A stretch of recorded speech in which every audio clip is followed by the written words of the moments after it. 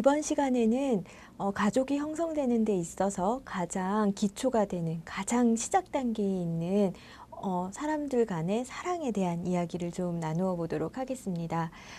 가족은 어떤 사람과 어떤 사람이 만나 서로 사랑을 전제로 하여 형성된다라고 보는데요. 그래서 가족이 이루어지는 가장 기초적인 단계의 시작을 우리가 사랑으로 보게 됩니다. 사랑이 가지고 있는 속성 어떨까요? 여러분들이 생각하시는 사랑은 어떤 것을 의미하는 걸까요?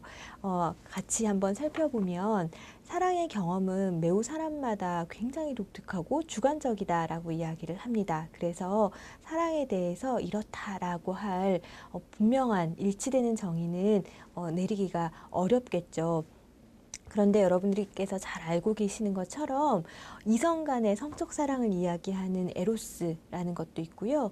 이타적인 사랑을 이야기하는 아가페적 사랑이라는 이야기도 들어보셨을 거예요. 또 오랜 친구의 우정 같은 사랑이라고 해서 필로스라는 개념도 들어보셨을 텐데, 이전의 학자들은 사랑에 대해서 이렇게 세 가지로 좀 구분해서 이해를 돕고자 했다라고 하면, 지금은 어떨까요? 사랑에 대해서 좀 총체적으로 정의를 내려보는 개념을 살펴보게 되면 상대방의 복지를 갈망해서 나타나는 어떤 사람에 대한 기분 그리고 감정 상태로 흔히 그 상대방의 존재 자체에 기뻐하고 그 사람에게 인정받고 싶어하는 그런 따뜻한 감정과 애착이라고 사랑을 설명합니다.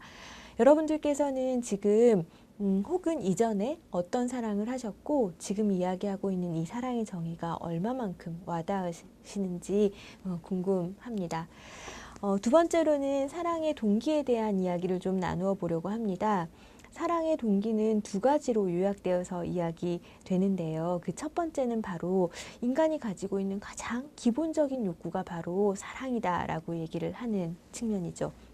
여러분들께서 많이 들어보셨을 여러분들께서 가장 많이 들어보셨을 메슬로우라는 학자가 있습니다.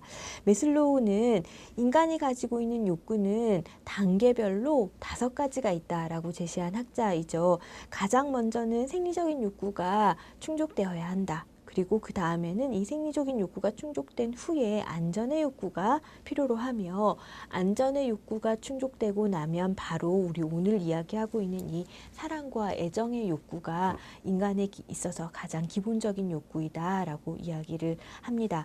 그래서 인간이 가장 최고로 원하는 자아 실현의 욕구를 충족하기 위해서 기본적으로 사랑과 소속감에 대한 욕구는 반드시 필요로 하다라는 이야기를 하는 거죠. 따라서 이 때문에 인간은 아마 사랑에 대한 욕구를 아주 높게 보고 있다라고 볼 수 있겠습니다. 두 번째로 사랑의 동기에 대한 이야기는 바로 말러와 설리반이라는 학자들이 제시한 이야기를 통해서 알 수 있습니다. 이 학자들은 인간이 최초로 부모-자녀 관계에서 욕구 충족을 느끼게 될 때 바로 사랑이라고 하는 것을 경험한다라는 측면을 강조했습니다.